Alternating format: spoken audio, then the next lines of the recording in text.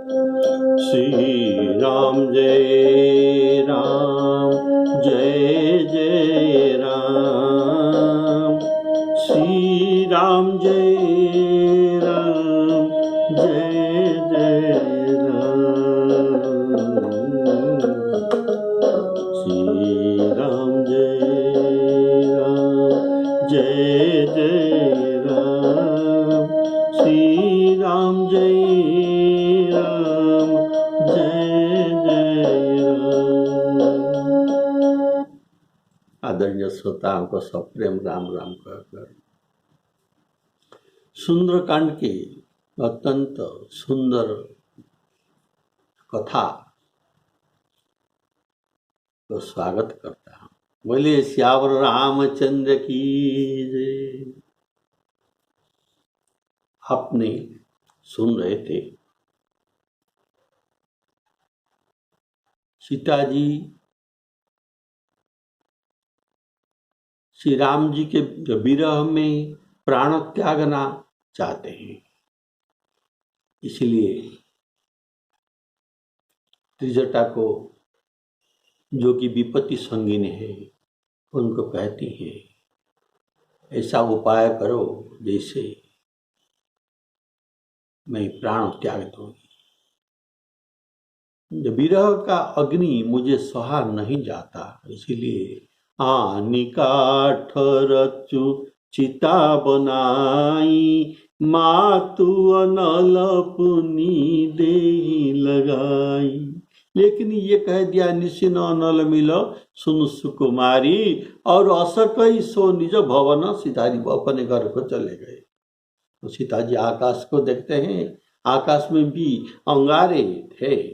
अंगारे अर्थात ये तारागण को, ये तेजपुंज ताराओं को, और चंद्रमा को देखकर कहते हैं इनके जो आलोक है, ये आलोक के पास अग्नि अवश्य है, तो ये एक ही तारा मेरे ऊपर अगर गिर जाता तो मेरा काम बन जाता। लेकिन कोई तारा और चंद्र इनके दुख को मिटा न सके, इसलिए अभी अशोक वृक्ष को जो कहते हैं, सुनहि विनय मम बिटप अशोका, सत्य नाम करु हरु मम शोका। नूतन किसलय अनल समाना, देहि अगनि जनि करहि निदान। श्री राम जय राम। तो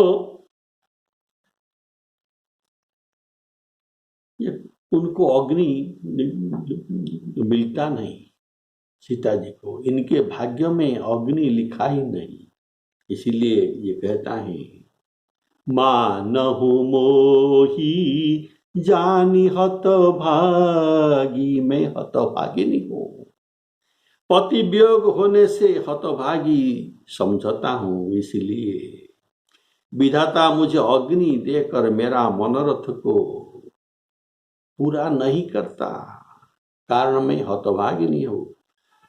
तो पहले विधाता को दोष देकर अब भाग्य को दोष देते हैं, क्योंकि भाग्य जो बनता है अपनी कर्मानुसार बनता है।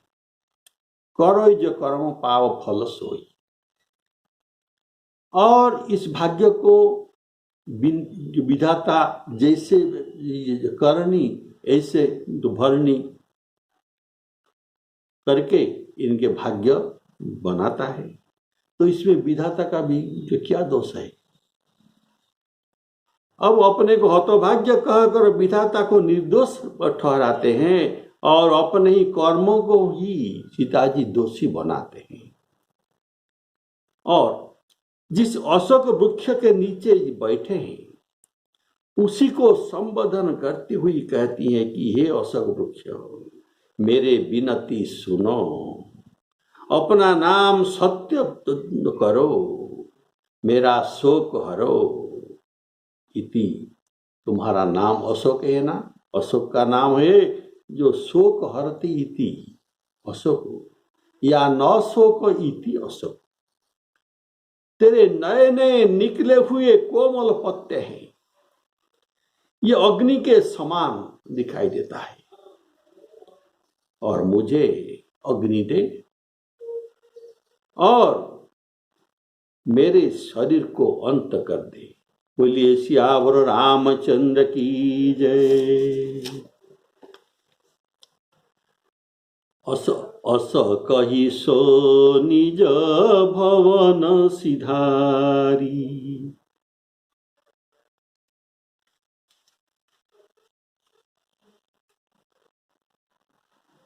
बोले सियावर रामचंद्र की जय।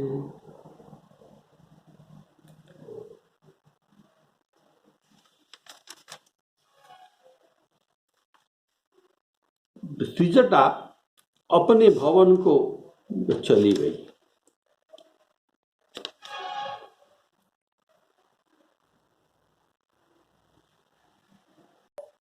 सीता जी ये कहते हैं, सुनहु विनय मम बिटप शोका। सीता जी इस समय अत्यंत विरहाकुल के कारण जड़ पदार्थ वृक्षों से ये विनती करते हैं। जैसे श्री राम जी सीता जी के विरह में लता और पांति को पूछते, लता पत्र को ये पूछ रहे थे, पूछत चले लता तरुपाती। यहाँ सुनहि विनय मम बिटप अशोका, ये बिटप शब्द का अर्थ एक स्पेशल अर्थ है। गोस्वामी जी ने कहा है, संत बिटप, संत बिटप अर्थात वृक्ष, सरिता नदी, गिरी और धरणी। गिरी अर्थात पर्वत, धरणी अर्थात पृथ्वी। ये पांचों जो कुछ करते हैं ये परहित के लिए ही करते हैं। गोस्वामी जी कहते हैं, संतस बिटप सरिता गिरी धरणी, परहित हेतु इनके करनी। इसलिए यहाँ परोपकार के लिए जो प्रसिद्ध है जो नाम बिटप, इसका नाम गोस्वामी जी देते हैं। और सीता जी कहते हैं, सत्य नाम करु हरू मम शोका। अपना नाम का लाज रखो, मेरे दुर्भाग्य की ओर दृष्टि न देकर अपनी नाम की ओर देखो। मेरे शोक हरने का उपाय एक है। ये क्या है? नूतन किसलय अनल समाना, अर्थात तेरे पास अनल बहुत है, अग्नि बहुत है, उसकी वृष्टि करो, उससे मेरा शरीर भस्म हो जाए। मुझे लकड़ी जुटाकर चिता बनाना भी न पड़े और न उसमें आग लगाकर स्वयं को जलना भी न पड़े। अग्नि मांगना भी, ये जो अशोक वृक्ष को अग्नि मांगते हैं, ये प्रभु के इच्छा से हुआ है। बोले श्यावर रामचंद्र की, इसमें प्रभु का हाथ है। कारण हनुमान जी अशोक वृक्ष में मुद्रिका लिए बैठे हैं, तो चमकदार अंगूठी वहां ये अशोक वृक्ष से नीचे गिराएंगे, तब स्वाभाविक उस पर सीता जी की दृष्टि जाएगी। यदि अशोक वृक्ष के अग्नि न मांगते तो ये ऊपर से अंगूठी गिरना पर उनकी दृष्टि न जाती। ऊपर देखकर ये अशोक वृक्ष को अंगूठी जो अग्नि मांगते हैं, तो ये प्रभु का इच्छा थी। कारण ऊपर में हनुमान जी बैठे हैं, यह सब हरी इच्छा से ही हो रहा है। सीता जी आकाश और चंद्रमा से अग्नि न मांगी, आकाश से तारागण को और चंद्रमा को अग्नि न मांगी। तो क्या कहा, न पावकमय शशि स्रवत न आगी, तुम क्यों आग वृष्टि न करती हो, ताराओं को कहते तुम क्यों न गिर जाते हो, लेकिन मुझे अग्नि दो, ऐसा सीधा बात नहीं कही। इसलिए कहते हैं देखियत प्रगट गगन अंगारा, अंगारा अर्थात इतना तारे हैं आकाश में, अगर एक गिर जाए तो मेरा काम बन जाता। अवनी न आवत एक उतारा, और ये तारा और चंद्र ये क्यों अग्नि देंगे, ये अग्नि नहीं दे सकते। कारण चंद्रमा को गोस्वामी जी ने जो कहा है, घटई बढ़ई, घटता है और बढ़ता है, और बिरहिनी दुखदाई, ये बिरहिन को दुख देने वाले हैं चंद्रमा, ये तो दुख देने वाले हैं, तो ये क्यों अग्नि बरसा कर सीता जी का दुख करेंगे, ये तो दुख देने वाले हैं। और चंद्रमा को तारापति कहा जाता है, तारापति चंद्रमा। अगर इनके पति मना करती है तो नहीं देते, तो तारा क्यों देंगे, इसलिए तारागण को ये और चंद्रमा को अग्नि नहीं मांगते, केवल कहते हैं तुम अग्नि क्यों न वर्षा करते। बोलिए श्यावर रामचंद्र की।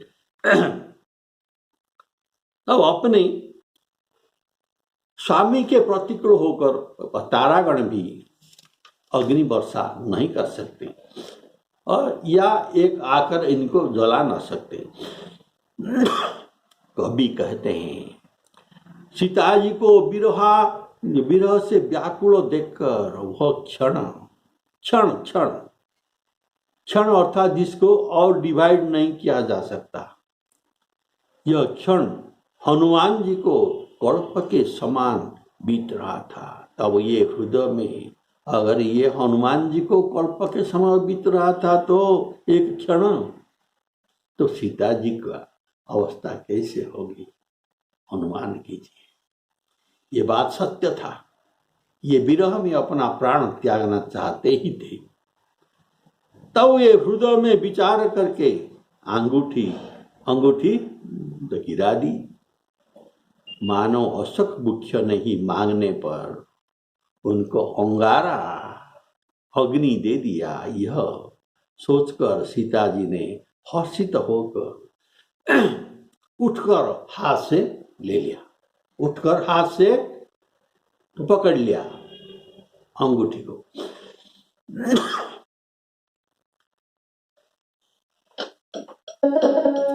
देखी परम विरहाकुल सीता, देखी परम विरहाकुल सीता, सोचन कपि कल्प समबीता। कपि करी हृदय विचार, कपि करी हृदय विचार, दीन मुद्रिका दारी तव।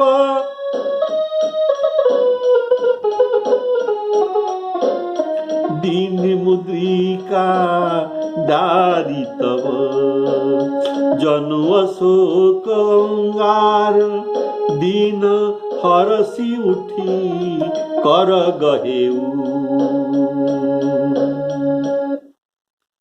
देखी परम विरहाकुल सीता। अच्छा, सीता जी सोचते हैं कि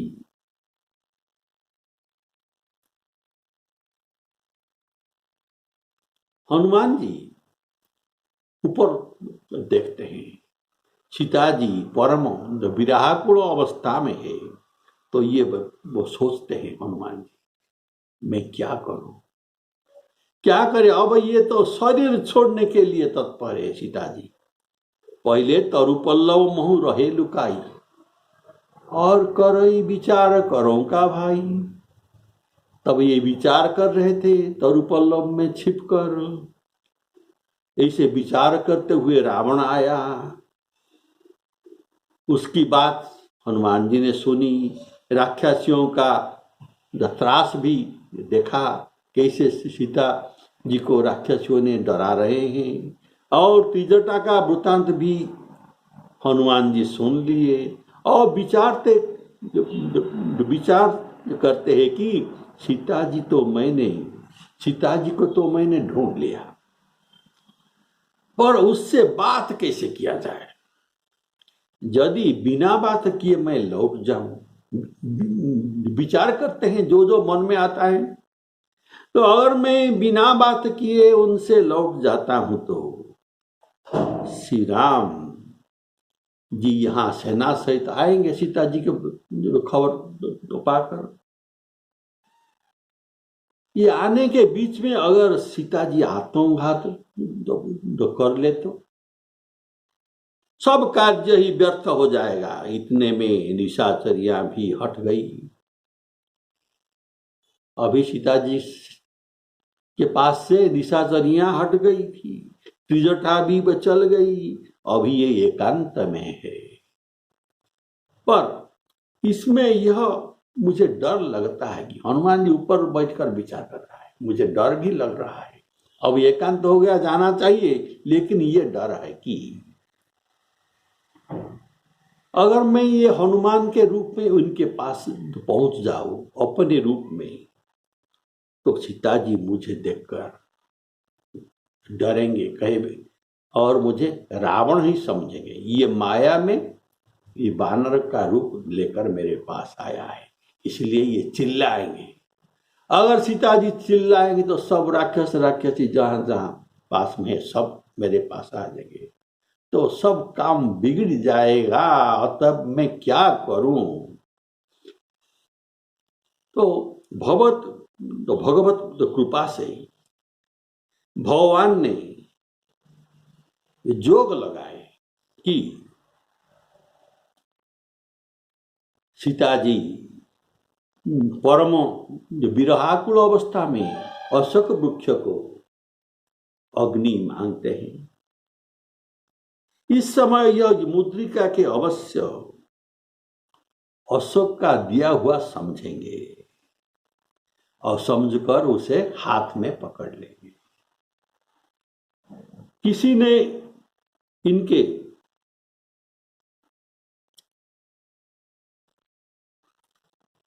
बोलिए सियावर रामचंद्र की जय। किसी ने सीता जी को अग्नि नहीं दिए। अब अशोक से ये मांगते हैं, यदि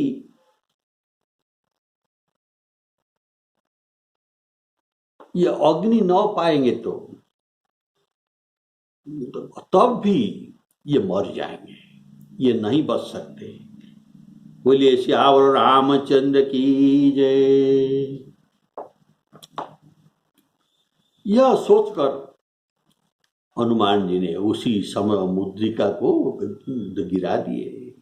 यह सीन जो गोस्वामी जी ने किया, कितना सुंदर सीन आप अनुमान में लगाइए कि ये नाटकीय तो कड़ा है। अब अंगूठी ठीक समय पर गिरा दिए। इस कड़ा में सोने में सुगंध निकलता है और सीन को अत्यंत सुंदर बना दिया। सीता जी अशोक वृक्ष को से मांग रहे हैं और ये सभी को मांग कर ये हताश हुए हैं। अभी अशोक वृक्ष को मांग रहे हैं, हनुमान जी सोच रहे हैं मैं कैसे सीता जी से मिलूं और ये मुद्रिका प्रदान करूं। तो ये कितना सुंदर सीन बना दिए गोस्वामी जी। बोलिए सियावर रामचंद्र की जय। तो मुद्रिका गिरते हुई इनके पास में जो नहीं पहुंचता, इससे उठकर लिया, थोड़ा सा 1 फुट 2 फुट आगे या पीछे देख लिया और ऐसे झुक कर उठकर उन्हें उसे पकड़ लिया। इसी से अगर थोड़ा सा दूरी होता तो गोस्वामी लिख देते, हरसी उठी कर गयऊ लेकर, हरसी उठी जो कर गयऊ न लिखकर दौड़कर लिखते।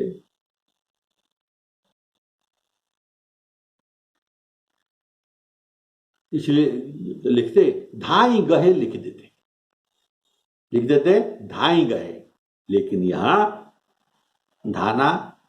धावन करना नहीं पड़ा, हरसी उठी उनको पकड़ लिया, मुझे अग्नि मिल गया। तो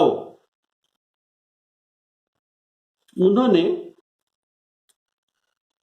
सीता जी ने राम नाम अंकित सुंदर मुद्रिका को देखा, राम नाम अंकित सुंदर मुद्रिका। सीता जी अंगूठी को पहचान कर उसे आश्चर्यान्वित होकर देख रहे हैं। हर्ष और विषाद से उनके मन में व्याकुलता भर गई। श्री रघुनाथ जी तो अजय है, उन्हें को जीत नहीं सकता, और माया से भी ऐसे मुद्रिका बन नहीं सकता।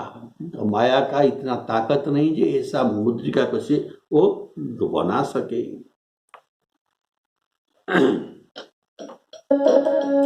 तब देखी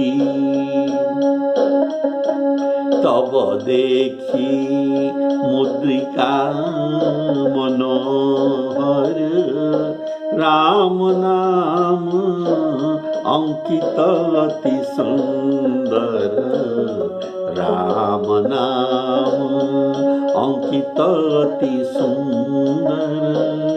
चकित चितव मुदरी पहिचानी,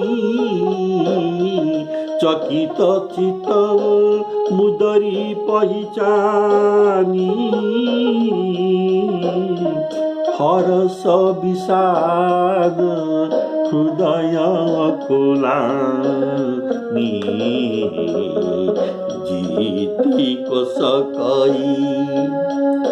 जीती को सकई अजय रघुराई, माया ते असी रची नहीं जाई, माया ते असी रची नहीं जाई। तब देखी मुद्रिका मनोहर।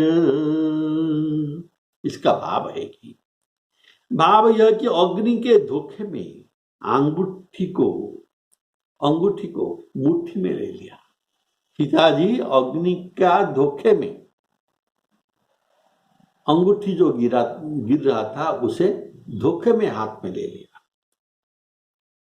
पर गर्मी नहीं लगी।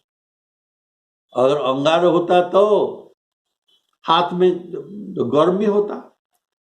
जब गर्मी न लगी तो मुट्ठी खोल कर देखा तो वह मुद्रिका थी, और अच्छी तरह देखकर उसमें देखता है कि राम नाम अंकित पाया। इसमें राम नाम अंकित था, और यह राम नाम कैसा था? राम नाम अंकित अति सुंदर। मुद्रिका मनोहर था, कारण इसमें जो राम नाम जो अंकित था, ये राम नाम अक्षर दोनों के मधुर और मनोहर कहा गया है। आखर मधुर राम नाम, 2 आखर, आखर मधुर मनोहर दो। ये इतना मनोहर है कि गोस्वामी जी वर्णन करते हैं, हमारे जो वर्णमाला में जितना अक्षर है ना, ये सब वर्णमाला में अगर एक एक व्यक्ति अगर ये वर्णमाला हो गए तो इनके जो आंखों होगा, ये आंख है राम नाम। बिना राम नाम के ये वर्णमाला में कोई अर्थ नहीं होता। बोले श्यावर रामचंद्र की। आप 50-100 शब्द जोड़कर इससे र अ म को हटा दीजिए, ये सब अक्षर निरर्थक हो जाएगा, अंधा हो जाएगा, कुछ अर्थ भी नहीं निकला। बोले श्यावर रामचंद्र की। इसीलिए गोस्वामी जी ने कहा,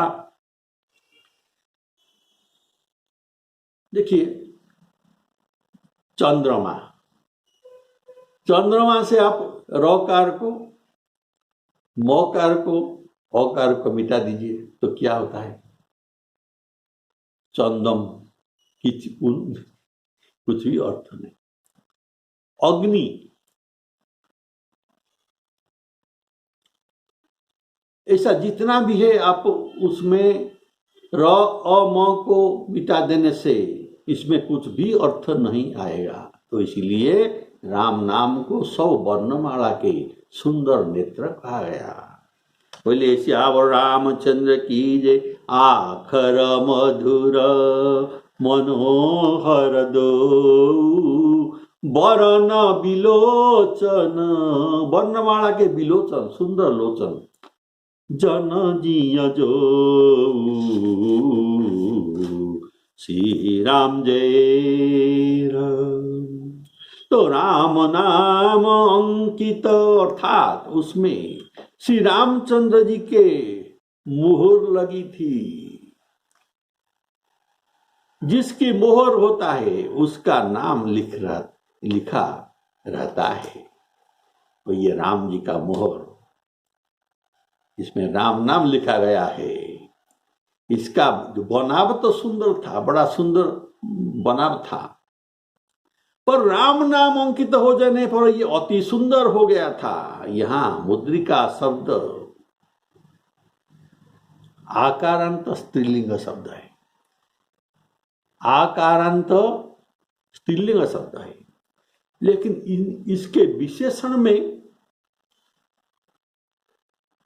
तो मनोहारी लगना चाहिए, सुंदरी लगना चाहिए, कारण ये आकारांत विशेषण शब्द है। लेकिन ये न होकर उसके साथ पुल्लिंग शब्द व्यवहार किया गया है। ये मुद्रिका स्त्रीलिंग के साथ पुल्लिंग शब्द जो मनोहर, सुंदर, ऐसा प्रयोग किया गया है। तो क्यों? इसमें गोस्वामी जी का भाव क्या है? कारण आपके वियोग में इस अंगूठी को श्री रामचंद्र जी ने कंकण का स्थान दे दिया। इसका कंकण का स्थान मिला। ये अंगूठी नहीं, अभी ये वियोग में ये कंकण जो बन गया है। बोलिए श्यावर रामचंद्र की। अभी ये अंगूठी में पहन नहीं जा सकता, उसको कंकण जैसा पहना पड़ेगा। तो ऐसी बात श्री कृष्ण, जो गोपियों ने श्री कृष्ण चंद्र जी के पास उद्धव जी को संवाद देते हैं कि तुम श्री कृष्ण जी से मिलने पर ऐसा कहना। क्या कहना? आप कहना कि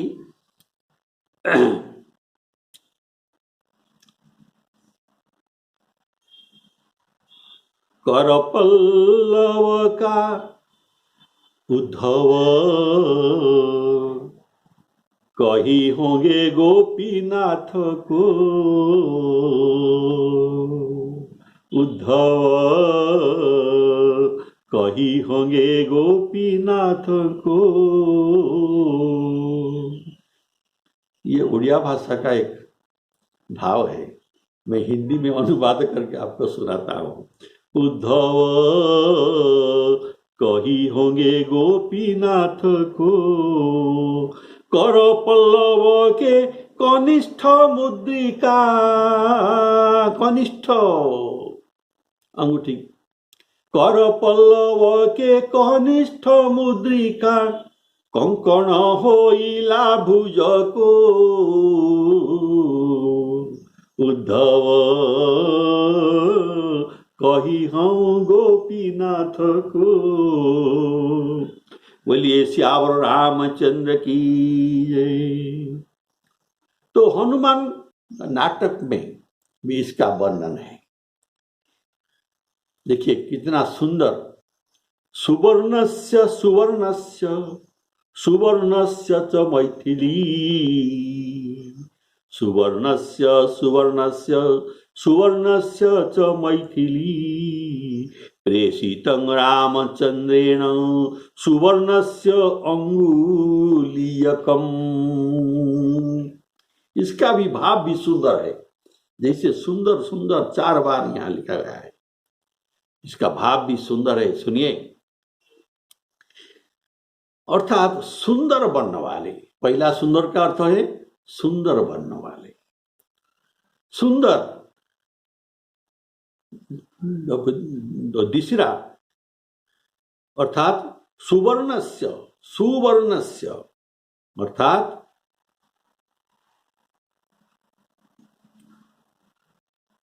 सुवर्ण के निर्मित अंगुली, सुवर्णस्य अर्थात सुवर्ण के निर्मित अंगुली, और सुवर्णस्य अर्थात सुंदर वर्ण वाले हैं, और सुंदर सुवर्णस्य सुंदर वर्ण कौन? राम नाम जो सुंदर वर्ण है। तो सुंदर वर्ण राम नाम इति अक्षर युक्त, इसीलिए तीसरा सुंदरस्य च मैथिली, सुवर्ण। और चौथा वो सुवर्ण का भाव है ये 10 मसा वेट वजन का ये अंगूठी था। बोले चावल रामचंद्र की जय। तो श्री रामचंद्र जी ने तुम्हारे लिए भेजी है। चकित चितव मुदरी पहचानी, आश्चर्य होकर चारों ओर देखती है, कहां से ये गिरा। हरस विषाद हृदय कुलानी, मुद्रिका मिलने का हर्ष होता है यहाँ, और यहाँ कैसे आ गई, इसीलिए विषाद में, तो विषाद भी होता है। कारण जीत को सकई अजय रघुराई, माया ते असी रची नहीं जाई, माया ते असी रची नहीं जाई।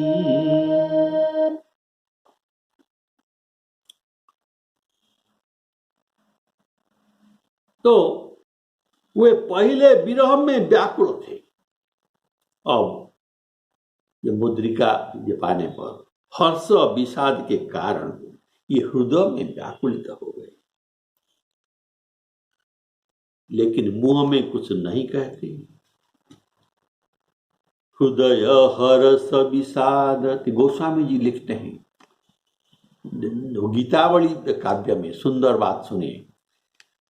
हृदय हर्ष विषाद अति, सीता जी के हृदय में हर्ष और विषाद अतिरिक्त है। हृदय हर्ष विषाद अति, पति मुद्रिका पहचानी, रामा पति मुद्रिका पहचानी, दास तुलसी दसास के ही भांति कहो कही बखानी। गोस्वामी जी कहते हैं हर्ष विषाद इनके हृदय में जो होता है उसको वर्णना करके मैं कह नहीं सकता, ये उनके हृदय के बात है। हर्ष के कारण अपने प्राणपति के हाथ की शोभा बढ़ाने वाला आभूषण है, उनको प्रियतम की मिलने का जैसा सुख हो रहा है, इसीलिए ये हर्षित है। वाल्मीकि रामायण में इस बात को कहा गया है, गृहीत्वा प्रियमाणं सा, सा अर्थात सीता, गृहीत्वा ग्रहण करके, प्रियमाणा अत्यंत प्रिय, गृहीत्वा प्रियमाणा सा भर्तुकर विभूषितं, भर्तु स्वामी के जो करभूषण, भर्ता इव संप्राप्तं जानकी मुदिता भवत, मानो श्री राम जी उनको मिल गए, भर्ता इव संप्राप्तं, मुद्रिका का प्राप्ति में राम जी जैसा उनको समझकर, जैसा राम जी इन्हें प्राप्त हो गए, ऐसे जानकी मुदित भवत, आनंदित हो गए। और अकुलानी, अकुलानी का भाव है व्याकुल होने का कारण, यह राक्षसपुरी में यह कैसे आ गया, क्या कोई इनके जीत लिया, यह तो असंभव बात है, ये तो अजय रघुराई अर्थात ईश्वर है, ये ईश्वर को जीव कैसे जीत सकता है। त्रिलोक में स्वर्ग मर्त्य पाताल में सकल सुर और असुर मिलकर भी उनको समर में जीत नहीं सकते। सकल सुरासुर जुरही जुझारा, राम ही समरन जीत निहारा। यहाँ विश्राम देते हैं, अगली एपिसोड में सीता माता से हनुमान जी का वार्तालाप होगा, अत्यंत सुंदर चरित्र सुनने को जो मिलेगा। इसलिए श्याम रामचंद्र की जय, श्री सीताराम अर्पणमस्तु।